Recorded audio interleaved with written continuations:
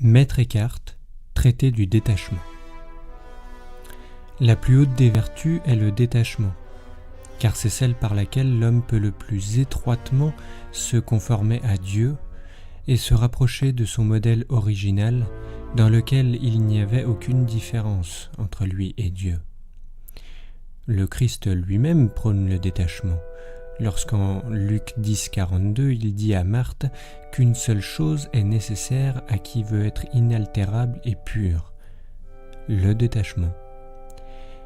Beaucoup de maîtres prônent l'amour comme la fine pointe de l'âme. Par exemple, saint Paul en 1 Corinthiens 13, 2, lorsqu'il dit que pour quelque tâche qu'il entreprenne, il n'est rien s'il n'a pas l'amour. Mais moi je dis que le détachement est encore au-dessus de l'amour.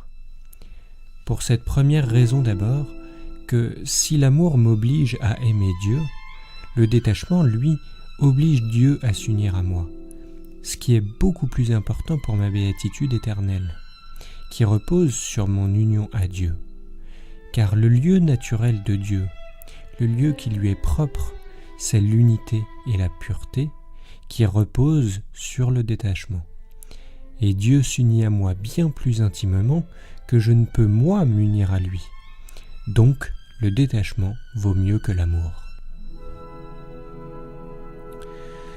La seconde raison qui me fait mettre le détachement au-dessus de l'amour est que si l'amour m'amène à pouvoir tout endurer pour Dieu, le détachement, lui, m'amène à pouvoir n'être réceptif plus que pour Dieu, ce qui est bien plus haut.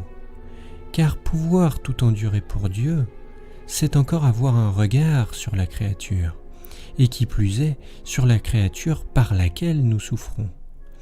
Mais pouvoir n'être réceptif que pour Dieu, c'est se tenir libre et vide de toutes les créatures, et n'avoir plus que Dieu pour seul horizon.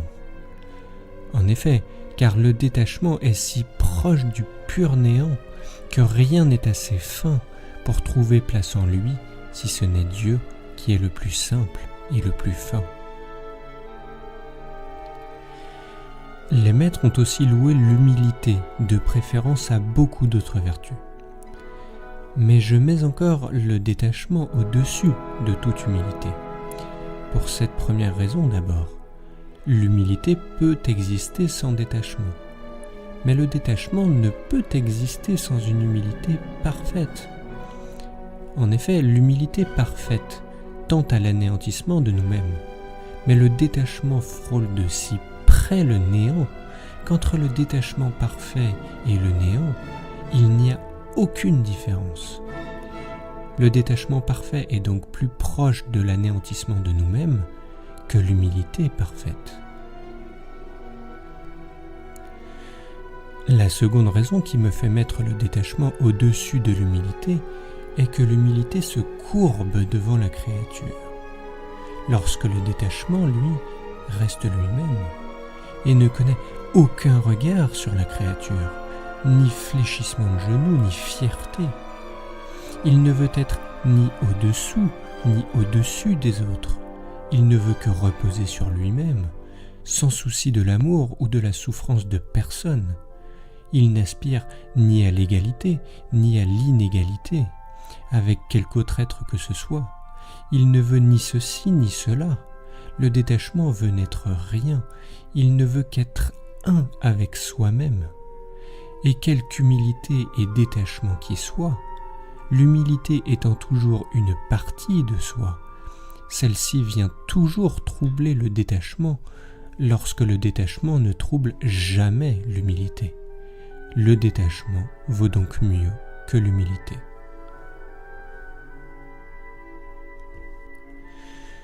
Je mets encore aussi le détachement au-dessus de la compassion, qui n'est rien d'autre que le fait, pour l'homme, de sortir de lui-même vers les défauts de son prochain et d'en avoir le cœur troublé.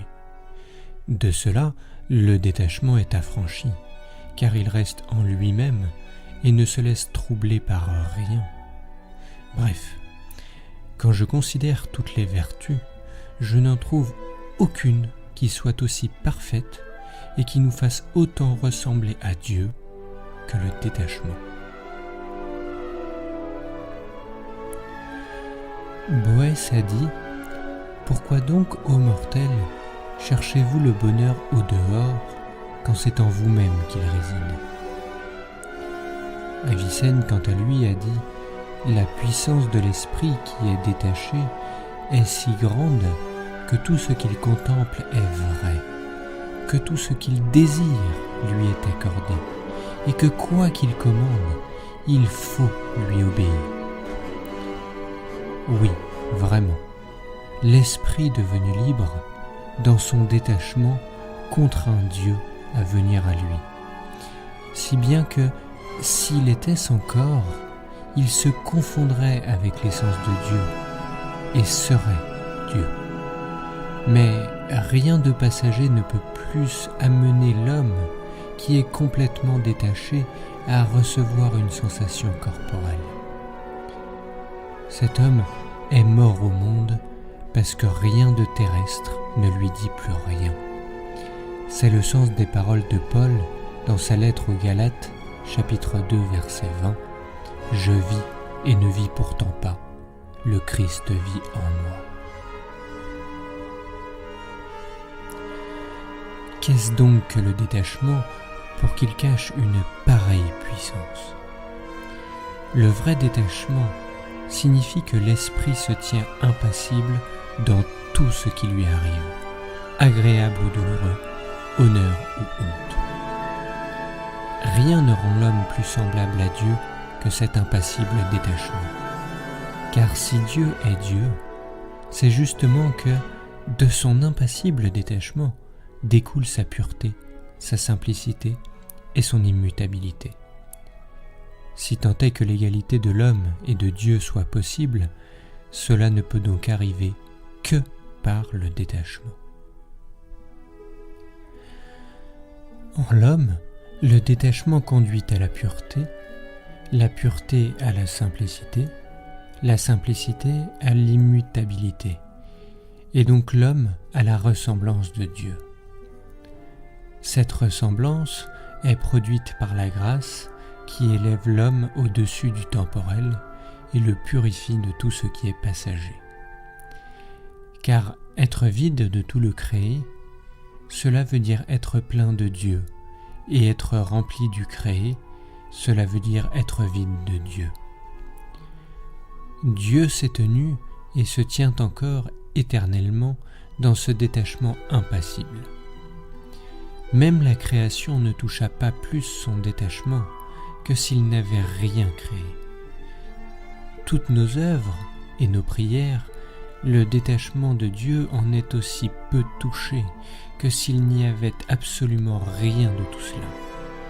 Et même l'incarnation et la passion de son Fils ne toucha pas l'impassible détachement de Dieu, pas plus que s'il n'était jamais devenu homme. Ce n'est pas pour autant que nos prières sont perdues. C'est que Dieu les vit d'un premier regard éternel, ainsi que toutes choses, et que dans son éternité, il les a déjà acceptées ou refusées, avant même qu'elles ne soient dans le temps. Ainsi, Dieu a tout vu de son premier regard, et il n'opère rien à l'occasion, mais tout est déjà fait d'avance. Ainsi donc, Dieu ne cesse d'être dans son détachement impassible. Si Dieu n'opère rien hors de son premier regard, s'il a tout fait d'avance et ne fait rien à l'occasion, on m'objectera sûrement la création. Ce à quoi je réponds : en Dieu n'est rien de fini, rien de futur. Toutes choses sont éternellement avant que le monde ne fût. Dieu ne fait que maintenir les choses dans la voie et dans l'ordre qu'il leur a donné de toute éternité, et celle-ci reste elle-même sans changement. Dieu ne regarde pas dans le temps, et devant son regard n'arrive rien de nouveau. Et bien que la création fût créée dans le temps, elle était pourtant de toute éternité en Dieu et en sa raison. Toutes les créatures sont de toute éternité dites dans le Verbe divin. Dieu est celui qui est, il est l'immuable en lui-même. On m'objectera encore contre le détachement impassible les sentiments éprouvés par le Christ lorsqu'il dit « Mon âme est triste jusqu'à la mort » Matthieu 26, 38, ainsi que ceux de la Vierge au pied de la croix. C'est qu'en chaque homme, dont le Dieu incarné fait partie, se trouvent deux hommes, et que les forces de l'âme, dont font partie les cinq sens, se partagent entre ces deux hommes. D'une part, l'homme extérieur ou sensuel, et d'autre part, l'homme intérieur ou l'intériorité de l'homme. Chaque homme qui aime Dieu ne dépense les forces de l'homme ainsi que ses sens dans l'homme extérieur que dans la mesure où il en a absolument besoin. Et son homme intérieur est, pour ses sens et ses forces de l'âme, comme un indicateur, un conducteur, qui le détourne d'en faire usage d'une façon bestiale. Mais lorsque l'homme est tourné vers quelque chose de très haut et de très noble, le surplus des forces de l'âme, qui dépasse de ce qu'elle donne au sens, l'âme le tourne entièrement vers l'homme intérieur pour le soutenir et en tirer tout le profit. Et l'on dit alors que l'homme est hors de ses sens et ravi, et que l'homme aime Dieu de toute son âme. Et c'est le sens de ces paroles « Tu aimeras ton Dieu de tout ton cœur, de toute ta force, de toute ton âme » Deutéronome 6, 4.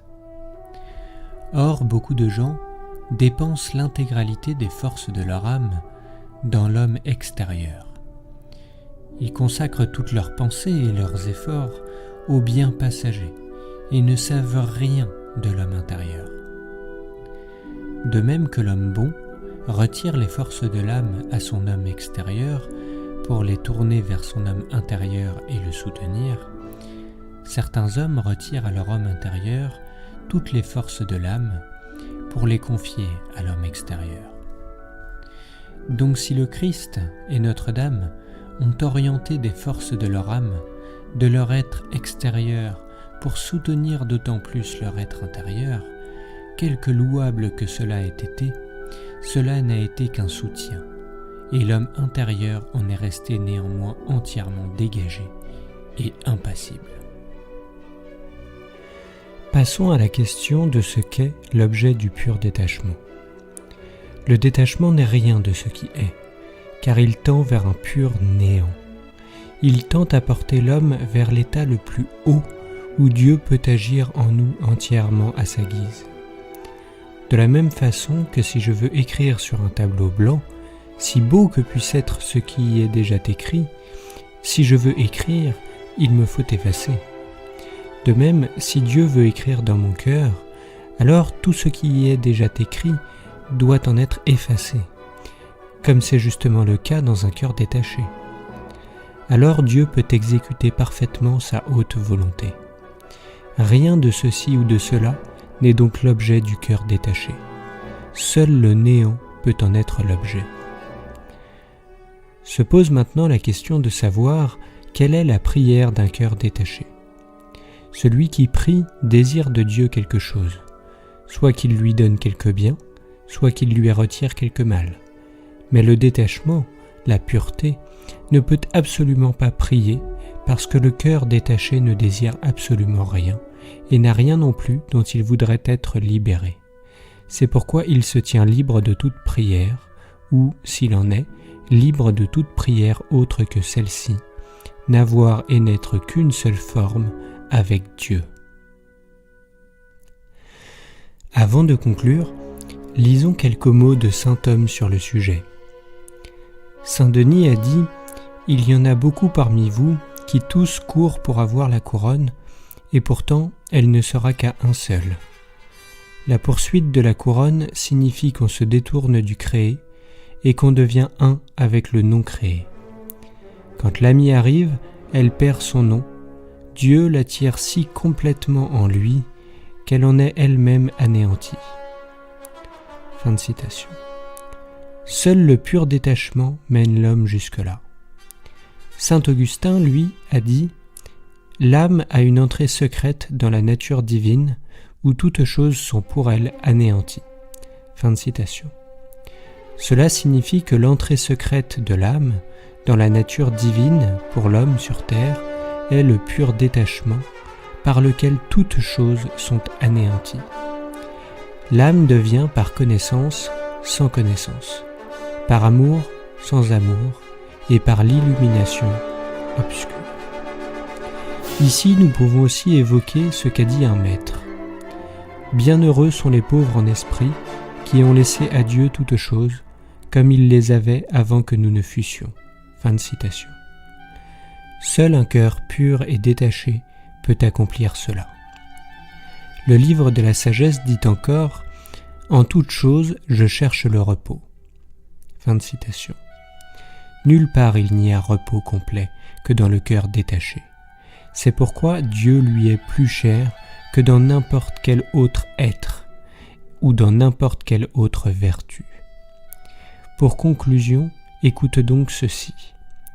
Plus l'homme a réussi à se rendre réceptif à l'infusion de Dieu en lui, plus il est bienheureux, et celui qui pousse les choses jusqu'à la préparation suprême se tient aussi dans la béatitude suprême. Mais on ne peut se rendre réceptif à cela que par la conformité avec Dieu. Cette conformité est instaurée en ce que l'homme s'assujettit à Dieu. Dans la mesure où il s'assujettit à la créature, il est moins conforme avec Dieu. Le cœur détaché se tient libre et affranchi de toutes les créatures. Il est entièrement assujetti à Dieu et se tient dans la plus haute conformité avec lui. C'est ainsi que saint Paul disait « Revêtez Jésus-Christ » Romains 13,14, Éphésiens 6, 10 à 18. En effet, Jésus-Christ assuma la nature humaine. Si donc tu te retires de tout, il ne reste que ce que le Christ a assumé, et ainsi tu as revêtu le Christ. Maintenant, celui qui veut bien se rendre compte de la valeur et de l'utilité du parfait détachement, qu'il prenne en considération ces paroles du Christ. Il est bon pour vous que je vous quitte, car si je ne vous quitte pas, vous ne pouvez recevoir le Saint-Esprit. Jean 16, 7. Comme s'il disait « Vous avez tiré jusqu'à présent trop de joie dans ma présence visible, c'est pourquoi vous ne pouviez recevoir la joie parfaite du Saint-Esprit. Dépouillez-vous donc de tout ce qui est image et unissez-vous à l'essence sans image et sans forme. Car la consolation spirituelle de Dieu est douce. C'est pourquoi elle ne veut s'offrir qu'à celui qui méprise la consolation perceptible par les sens. » En effet, il n'en va de personne aussi bien que de celui qui se tient dans le plus grand détachement. Toute joie corporelle et charnelle apporte avec elle un dommage spirituel, car la chair désire contre l'esprit et l'esprit contre la chair. Celui qui sème dans la chair le faux amour, il récolte la mort. Celui qui sème dans l'esprit le vrai amour, il récolte la vie éternelle. Plus l'homme s'éloigne de la créature, plus le Créateur se hâte vers lui. Si la joie que nous pouvions avoir dans la présence corporelle du Christ nous fait du tort pour la réceptivité du Saint-Esprit, combien davantage la joie déplacée que nous prenons aux choses périssables ne doit-elle pas nous faire du tort vis-à-vis de Dieu ? C'est pourquoi le détachement est ce qu'il y a de meilleur, car il rapproprie l'âme, purifie la conscience, allume le cœur, éveille l'esprit, surpasse toutes les vertus, nous fait connaître Dieu, sépare de ce qui est de la créature, unit l'âme à Dieu. Car un amour partagé est comme de l'eau répandue dans le feu, mais un amour unique est comme un rayon de plein miel. Remarquez-le bien, la voie la plus rapide qui vous porte vers la perfection est la souffrance. Personne ne jouit d'une telle béatitude éternelle que ceux qui se tiennent avec le Christ dans la plus grande amertume. Rien n'est aussi amer comme du fiel que la souffrance, et rien n'est aussi doux comme du miel que d'avoir souffert. Le fondement le plus assuré sur lequel peut reposer cette perfection est l'humilité, car celui dont l'homme naturel rampe ici-bas, dans l'abaissement le plus profond, son esprit vole vers les hauteurs suprêmes de la divinité. Car la joie apporte la souffrance, et la souffrance apporte la joie. Celui qui veut arriver à la vie la plus haute dans cette temporalité, qu'il saisisse en peu de mots le bref enseignement tiré de toutes les Écritures. Nous le formulons comme suit. Tiens-toi à l'écart de tous les hommes, ne te laisse troubler par aucune impression reçue, rends-toi libre de tout ce qui pourrait donner à ton être une participation étrangère, te lier au terrestre, t'apporter des soucis et dirige toujours ton esprit vers une contemplation salutaire, dans laquelle tu portes Dieu dans ton cœur, comme l'objet devant lequel ton regard ne vacillera jamais. Quant à ce qui concerne les exercices, le jeûne, la veille ou la prière, dirige-les tous vers lui comme vers leur but, et n'en fais que ce qu'il faut pour qu'il puisse te faire avancer vers lui. Ainsi tu atteindras le sommet de la perfection. Maintenant, quelqu'un pourrait dire « Qui pourrait donc soutenir le regard immobile de l'objet divin ?» Je lui réponds « Personne qui vit ici dans le temps. Aussi, cela ne doit-il être dit que pour que tu saches ce qui est le plus haut et vers quoi tu dois diriger ton désir et ton effort. Mais si cette contemplation t'est retirée, et si tu es un homme bon, cela doit être comme si on te prenait ta béatitude éternelle. Alors reviens-y bientôt, pour que cette contemplation redevienne tienne, et tiens-toi toujours fermement sur tes gardes, et que ce soit là-haut, dans la mesure où c'est possible, que tu aies ton but et ton refuge. Seigneur et Dieu, à toi soit la louange éternellement. Amen.